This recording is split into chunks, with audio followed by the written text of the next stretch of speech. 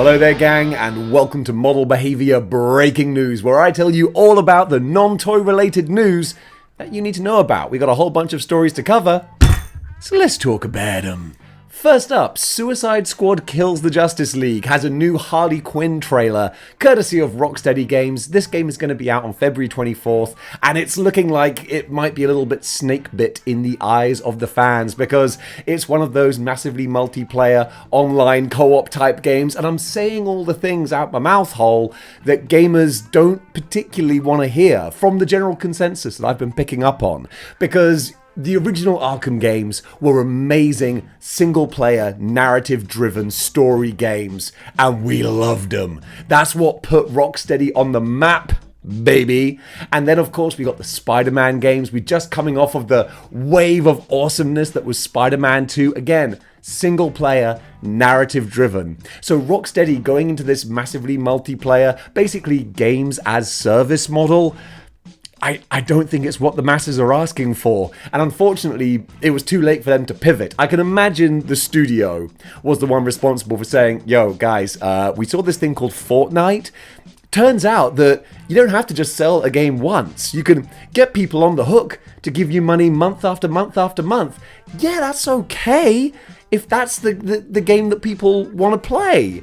But if you're playing a superhero game, I think, Gotham Knights, I think that was the first big warning sign. When Gotham Knights kind of tanked, I think the people at Rocksteady were like, oh geez, we're literally making that game. So hey, it's going to be coming out on February 24th, and I was going to say, I hope it's good, but even if it is a good online multiplayer game, I don't want to play an online multiplayer game. So yeah, that's where I'm at. Where are you at? What do you think about this? For me personally, it's a disappointment. We were all clamoring for a follow-up to the Arkham games, but this ain't it, dog. Scott Pilgrim Takes Off is currently on Netflix, and I got to say, having watched the first half of it, this is good. This is hardly a hot take, because pretty much everyone's saying, you know what? This is pretty good. But I almost didn't get into it, because I watched the first episode, and I've seen that film so many times that you could pretty much almost quote it word for word. I was like, is this just an animated version of the movie, like line for line? Because that's what it felt like. And that kind of made me think, I don't need to spend my time watching this again. And then we started to mix things up. Then we started to change a little bit. Some lines that I was waiting for, they didn't come. We had all new things, all new lines, all new dialogue, all new scenes. And I was like, okay, now we're getting some new material. So what I'll say is, persevere past the first episode. It's kind of like The Office, the US version. Like, don't judge it on the first season. Wait until they start giving you more new stuff, and then you're going to be in for a good time. The fact that it's got the same voice cast as the movie is really cute. I like that. And of course, we're talking some big celebrity. Well, yeah, celebrity. Yeah, I guess so. Yeah, Michael Cera. He's not like a A-list Hollywood type person, but Chris Evans, Captain America, he's back, and just, well, the whole cast is. So it's really fun to see that. And yeah, this goes in a much different, more kind of in-depth kind of take to the story than the 90-minute movie could. So you get a lot more out of it. I'm excited to watch the second half. So far, I'm having a really, really good time with this. The Walking Dead, The Ones Who Live premiere is going to be, well, premiering, I guess, on February 25th. So if you buy Justice League Gets Killed by Suicide Squad or whatever it's called, and you don't like it after a day, well, you can sit down and watch this instead. This is following the adventures of Rick Grimes and Michonne after the Walking Dead TV show. And honestly, I'm sure it's probably just more of the same. It's The Walking Dead. If you love The Walking Dead, this is going to be for you. If you don't, I don't think it's going to offer you anything that you haven't seen already. Me personally, I kind of ran out of steam with The Walking Dead. I read all the comics, and I enjoyed them, but when we got to Negan and Ezekiel and his tiger and stuff, I was like, I'm just kind of exhausted with this zombie world, so I never got around to watching the end of it. But a fresh start with a new spin-off, I could get into that. So yeah, February 25th, I might just have to check this one out. This is some big news coming out of Warner Brothers, is that Nicholas Hoult is apparently up for the role of Lex Luthor in Superman Legacy, and probably a whole bunch of other Warner Brothers films that will be coming out in the new DCU. And honestly, I can see it. I can totally see it. If you recognize this guy and you're like, where have I seen him before? He played the Beast in X-Men First Class, and you know what? I thought he was pretty darn good in that. And I can see if they're going for a slightly younger person, they probably still like the idea of Lex Luthor being that kind of Elon Musk sort of tech bro type character, but just not as annoying as Jesse Eisenberg's portrayal. Nothing against Jesse Eisenberg, I just thought his Lex Luthor was insufferable. He wasn't sinister, he was just irritating. Whereas Nicholas Hoult, I feel, could probably pull that off. So yeah, if they're going for that Zuckerberg, Elon Musk kind of vibe for Lex Luthor, I think this guy could pull it off. So yeah, if this turns out to be true, we could be onto a good thing. Game Mill. Have you heard of this company? They made Kong Skull Island, which is probably the most derided video game of 2023. But you know what? I respect the fact that they're not willing to rest on their laurels, because they have also released The Walking Dead Destinies, which across the board has been getting some of the worst ratings of any game of 2023. And you know what? If you're gonna fail at something, you might as well fail spectacularly. And this is what this company seems to be doing. They get the license for popular properties and then just make the worst possible games. So, hey, you know what? I'm just going by the various news stories and whatnot. So, I haven't played it. Probably won't play it. Looking at these pictures and these screenshots and the general write-ups, I think I can give this one a wide berth. But it is kind of impressive that one company can get two worst video game of the year contenders in one calendar year. That's that requires some dedication. Good for you, gang. Good for you. Now this is kind of interesting. Video game auteur Hideo Kojima, who's of course most famous for being the father of the Metal Gear Solid franchise, has recently met with Timothée Chalamet, who is a bit of a flavor of the month actor right now. He was in Dune and he's going to be playing Willy Wonka. He's doing pretty well for himself, and it seems like he's got an eye for whatever the hot new thing might be. So teaming up with Hideo Kojima, I can see that being a good partnership. Kojima, I freaking love the Metal Gear games, and it's tragic that he's not a part of that anymore. But he's got his own studio. They made, oh gosh, the game, the delivery game. Jeez. Death Stranding. That's the one. I knew it would pop up there eventually. You can see there was a little edit there. How long was I thinking about that? Longer than I care to admit. But nonetheless, having a big-time actor team up with Kojima, that's kind of fitting, because in Death Stranding, he had Norman Reedus play the main lead character and do all the motion capture and the acting, and that made sense. Norman Reedus was massive with The Walking Dead at the time. So basically, it looks like we're going to be getting a new Kojima game in the works pretty soon, which for me is super exciting. However, Death Stranding didn't really do it for me that much. It was a little bit too slow paced and a bit too fiddly for my liking. If we can get something a little more action oriented to go with the hardcore sci-fi, that'll do it for me. So honestly, it's kind of exciting. Is anything going to come of it? I don't know, but they do look pretty cool posing next to that skeleton spaceman. We'll see what comes of it. A disappointment for Game of Thrones fans. George R.R. Martin has gone on record as saying that he has currently written 1,100 pages of The Winds of Winter, which wouldn't sound so bad. However, that's the same number of pages he wrote this time last year. So fans are like thinking, geez, George, come on, you gotta give us something, because right now we only have the conclusion that HBO gave us, and no one wants that. So I luckily don't have a dog in this race. I enjoyed the TV show like any other sane human being, up to the point where it fell off a cliff in the last season, arguably a bit before the last season. Regardless, I'm happy to just close the book on Game of Thrones, no pun intended. However, all you readers out there who enjoy reading for fun, personally I just don't get it, but there you go. But hopefully you will get your Winds of Winter at some point. But it just seems like Mr. Martin, he's dragging his feet right now, and it doesn't look like he's going to finish it anytime soon. Is there anything he can't do? That's what people are asking about Michael B. Jordan, and I can understand why. The dude just kind of knocks it out of the park, whatever he's doing. And for Creed 4, he's going to be doing the directing. Apparently, that's going to be the case. Michael B. Jordan, the star of the franchise, is going to be taking the director's chair to helm Creed 4. And I'm here for it. I was always a huge fan of the Rocky movies, and Creed, I kind of dragged my feet a little bit. I was like, I don't know if this is for me. And then based off the popular recommendation, I watched it and I was like, oh, dang it. Michael B. Jordan, you got me. You got me. And then when we brought in Dolph Lundgren and then Kang the Conqueror, like, the series is great. It's following the Rocky formula without going as silly, cheesy as Rocky did. So if they continue on the run that they have been for the last 3 movies, I reckon number 4 is going to be a banger. Personally, I'm really looking forward to it. This is kind of fun. Power Wash Simulator is a game where you literally just wash things, but it's actually one of the most therapeutic, relaxing, chilled out games that is available. And I really see the appeal. I have friends who actually specifically, I'm not saying you have to suffer from anxiety to enjoy these games, but they do. They're very tense and they want to relax and forget about their worries. But playing video games is a tense experience. Whereas Power Wash Simulator, nah, you're literally just washing dirt off of buildings and cars and this and that, and it's just a really satisfying thing. And now they're doing Back to the Future.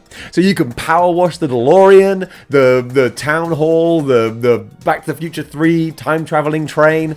It looks like a really fun little update to this game. So yeah, if you want something that's very zen and very relaxed, kind of the opposite of my delivery on this channel, then I highly recommend Power Wash Simulator. It's a good time if you just want to sit back and do some satisfying cleaning. IGN have a hands-on preview of the game Cookie Cutter, and honestly, I reported on this a while ago when I first saw the reveal trailer, and I'm even more interested in playing it now. I love my Metroidvanias. Anyone who's not familiar with the term, it's a game like Metroid or Castlevania. What are they? They're 2D platformers where well, not necessarily 2D. The Arkham games are arguably Metroidvanias as well. You go through the levels, you get more power-ups which enable you to find new places. It's a good time. And honestly, this game with its kind of grimy, sort of noir, punky kind of aesthetic, it looks super pretty. It looks super fun, very grim and visceral and kind of nasty, but nasty in a ridiculously animated kind of way. That weird combination, I don't know. It just appeals to me. It fires off the right neurons. So with the gameplay being very kind of like fast and frantic, but also involving that kind of corner-scratching Metroidvania, check every angle and look for every door sort of appeal to it, I think I could get really into this one. So it's going to be coming out on Switch, thank goodness, because that's my preferred method of playing. Just lying on the bed, putting my feet up and diving into a Metroidvania. That's a good time. When this game releases next year, I think I'm going to have to get a day one purchase. It looks right up my street. Various sources are apparently reporting, and I'm sorry, various sources, but I've seen a lot of internet articles. They're saying that apparently Sue Storm is going to be the kind of de facto lead of the upcoming Fantastic Four movie, and apparently that put off a few actors who were going for the role of Reed Richards. I think they were like, well, no, I'm playing the leader of the Fantastic Four. I want to be the leader. Apparently that's not the case. It's going to be mainly focused around Sue Storm. I'm fine with that. She's the matriarch of the Fantastic Four. I can see that. I mean, let's face it. It's 4. It should be kind of pretty sort of evenly distributed, to be honest. So even though they're saying that Sue Storm is going to be the lead, I don't think it's going to be like, the be-all and end-all. Sue Storm also featuring 3 other people. I think, just might have more of the emotional crux of the movie based around her, which I'm fine with. Just make a good movie. That's all. I'm begging you, Marvel. Just make a good movie. Apparently, Sony's Spider-Man 4 is going to be paving the way for Spidey to be integrated into this combined Marvel Universe, MCU, multiverse thing that they're doing. Honestly, this doesn't do anything for me. I just want to have some normal, down-to-earth, grounded Spider-Man stories. Is that so much to ask? We haven't had any of those for so long. Because it's either been Iron Man Jr. or multiversal stories, and I just want to see Spider-Man fighting street level hoodlums and trying to protect his secret identity and trying to tell Mary Jane who he is and just trying to earn a living and just be Spider-Man. It's kind of crazy that there's a generation of people to whom Spider-Man, like one of his main features is he's a multiversal character with infinite numbers of Spider-Man, and that's who Spider-Man is. And I'm like, no, that's not who Spider-Man is. That's who Miles Morales and Spider-Verse is. That's cool, but can we not just have Spider-Man fighting crooks and robbers? Apparently not, which is such a shame because that's what you set up beautifully at the end of No Way Home. But it seems like we're going to have at least one more big multiversal Spider-Man movie before we can get to normal Spider-Man movies. At this point, I don't know if we ever will, and that kind of sticks in my craw a little bit. But hey, these are just based on rumors at the moment. But that also ties into the next rumor, which I'm going to talk about right now. And that rumor is that the Madam Web movie, which we have all discussed the trailer on, is going to be set in the 2000s. And that, oh gosh, his name just escaped me, but Adam Scott, there you go. Adam Scott is going to be playing a young Ben Parker. And that it's basically kind of like a Spider-Man origin story or a Peter Parker origin story. And I really, no, I don't like that. Mainly because it's tying more into the idea that Spider-Man is this cosmic totem, predestined, spider god ordained character who was fated to always become the arachnid avatar. Ugh, no. The whole point of Spider-Man, excuse me while I rant, the whole point of Spider-Man is that he's an everyman. He's an average kid. He was just a high schooler who just happened to get bitten by a radioactive spider that gave him superpowers. He's not a god totem fated character, scion of the spider gods. No, don't do that. Don't do that. If you want to have like crazy stuff, you can do that in Spider-Verse. It's fine, but I love the fact that Peter is just a normal kid. And now if the Spider-Woman movie, or the Madam Web movie, sorry, is all about fate and destiny and the web of life, and oh gosh, no, keep your magic out of my Spider-Man. However, I don't think they're going to do that. And, you know, I got to say, Sony haven't really filled me with confidence when it comes to their Spider-Man movie output. How could they make such amazing games and terrible movies? It just doesn't make any sense. Nonetheless, though, I'm going to see Madam Web, but I don't know if I'm going to like it. Now, here's a story I'm not crazy angry about. I mean, hey, look, I'm not crazy angry about anything. You know, we're just talking about movies and stuff. But Mads Mikkelsen is apparently up for the role of Dr. Doom. This has been rumored for almost as long as John Krasinski playing Reed Richards. It's one of those fan castings that's like, yeah, that just makes all the sense in the world. Now I know that Mads Mikkelsen has already been in the MCU. He played, what's his name, in Doctor Strange, the villain in that movie. But you know what? That's a pretty forgettable villain, to be honest. And that, Marvel have never shirked away from recasting people in their franchises. So it wouldn't be a big deal if he did play Doctor Doom, I don't think. Especially if we never actually see him without the mask. Because personally, I'd be fine with that. I don't need the Doctor Doom origin story. You don't have to spoon feed people everything. You can just start Fantastic Four and go, oh yeah, this is the ruler of Latveria, Doctor Doom. Isn't he scary in his Doctor Doom mask? Yeah, there you go. That's all the backstory you need. And if Mads Mikkelsen is under the mask, just giving it that Mads Mikkelsen intimidating, badass body language that he has, yeah, I'm down for that. Absolutely fantastic. It's just rumours at the moment, but there's enough rumours from enough places to give it a bit of traction. So honestly, I would like to see this. A Disturbance in the Force. That's the name of the upcoming Star Wars Holiday Special documentary. Yes, Disney, just like Lucasfilm, are refusing to actually release the Star Wars Holiday Special because apparently it will just... Well, could you imagine the damage it would do to the Star Wars brand? Heaven forbid Disney do anything to damage the Star Wars brand. Yeah, that flawless thing they've got going on there. Nonetheless, though, A Disturbance in the Force is a documentary all about the abomination that was the Star Wars Holiday Special. It's going to be premiering at select theaters, I'm told. I read on the internet, on December 5th, and then apparently coming to streaming services later. It just says streaming services. Like, I would imagine Disney? Like, is it not a Disney production? Is it an independent production?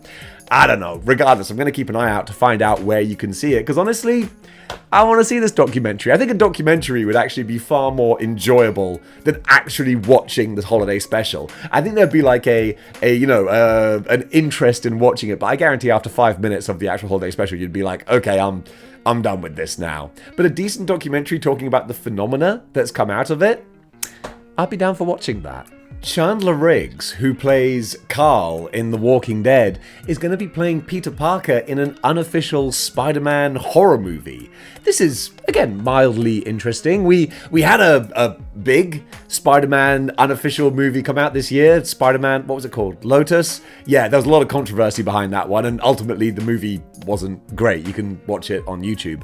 But this is going to be another crack at the whip. It's people pretty much, I think, just flaunting copyright rules, and I guess if you're technically making it as like a fan film, then that's how you can do it. So he's going to be playing a young Peter Parker who gets his spider powers, and they're going for a bit of a horror twist. So, it's a curiosity at least, and as it develops, I think there's going to be more news, and ultimately when it does get released, it should probably be for free on YouTube, I would imagine. So if that's the case, I might give it a watch. At the moment, it's an interesting little curiosity.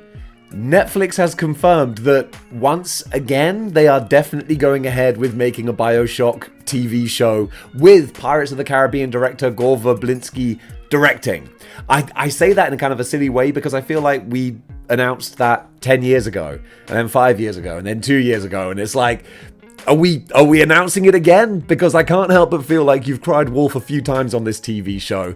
The idea of a BioShock TV show is amazing. Like, I love the first BioShock game.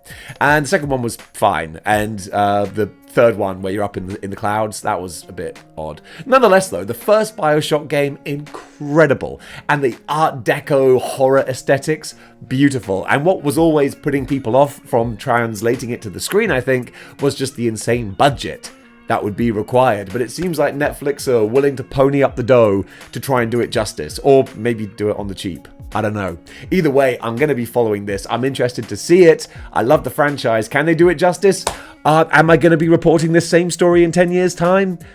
Probably.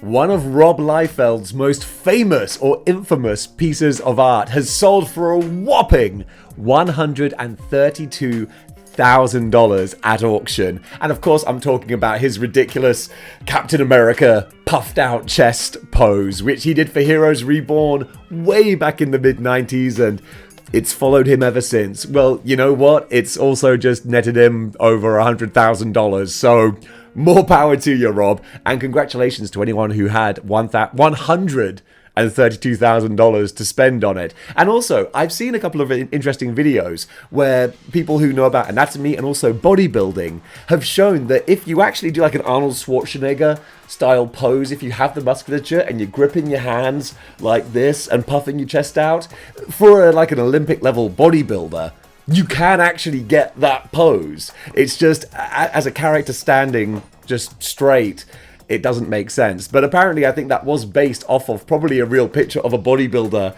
doing one of those crazy poses. So I can see how it does actually technically kind of work, but it still stands out as a terrible looking picture, but also an incredibly famous one. So congratulations whoever owns it now. You've got a piece of history. The Harley Quinn show has been renewed for season 5 on HBO Max, or just Max as I think it's called now. And this is kind of awesome. It was funny, when I was talking about the Suicide Squad and looking at the Harley Quinn trailer, I was thinking to myself like, ugh, I'm done. I'm so over Harley Quinn. And then I saw this news and I was like, oh yeah, actually no, I'm not totally done, because I think the Harley Quinn show is so much fun. I really dig it. I think one of the reasons I really like it is because it's completely ridiculous, over the top, bonkers nonsense. But they had the character of Batman in there, and he's the one character they don't allow to look like a fool. Like Jim Gordon, Bane, all the Rogues Gallery, they all look like nincompoops and idiots, and it's very fun. But Batman is the one character that they kind of play it straight with, and that works so well, because you're not cheapening your franchise, you're just having fun in this ridiculous world. So honestly, season 1 to 4, I thought was awesome. Season 5, if they keep up the quality, it's going to be a good time. And finally, did you ever wonder what kind of shoes Batman wears when he goes out to fight crime? Well, I can tell you, in 1992 in Batman Returns, he wore a custom pair of Air Jordan 6s. I just thought this was a kind of fun little thing. I can't even remember what news source this popped up from. You see all these things while scrolling online, and I thought, oh, you know what, that's kind of a fun little story. I love seeing like the little nuances of costumes that you would never see in the movie. And then you look and you go, oh shoot, that is a pair of Air Jordans. So there you go. That's what you got to wear when you're out fighting crime. Gives him a bit more spring in his step when he's murdering a whole bunch of the Penguin's henchmen. Man, Tim Burton, he took a... his Batman loved murdering people. Nonetheless, though, it did make a good couple of movies. Although, actually, having said that, last time I watched Batman Returns, I wasn't a fan. It was a bit too Burton-y, if you know what I'm saying. Nonetheless, though, thought this was a fun little story to end on. And folks, that does it for breaking news for today. What did you think about the stories covered? Comment below, let me know. And if you like what you see here and you want to see more, then you know what you gotta do. You gotta join the 6-1 clicks and hit that like, share, and subscribe button. Or the 3 different buttons. I don't know, what does YouTube look like anymore? Regardless, thank you for watching, and until next time, keep displaying model behavior.